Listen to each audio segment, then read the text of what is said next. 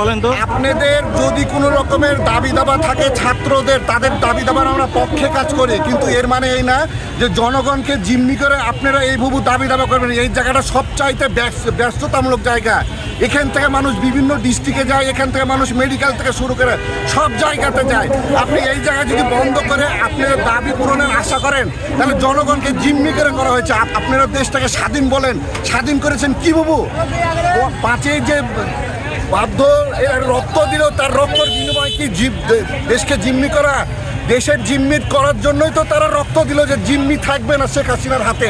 এখন আপনাদের হাতে সে দেশ তো জিম্মি, আমাদের আপনাদের হাতে জিম্মি। আপনাদের চাহিদা আছে, আপনাদের উদ্যত কর্মকর্তা স্কুল কলেজ আছে, অবরোধ করেন, সরকারি প্রতিষ্ঠানে যান, বিভিন্ন ধরনের আন্দোলনের যে কর্মসূচি এগুলো আগে থেকে আপনারা জানাবেন, জানিয়ে রাস্তা ব্লক করবেন, প্রশাসন সহযোগিতা করবে আপনাদেরকে।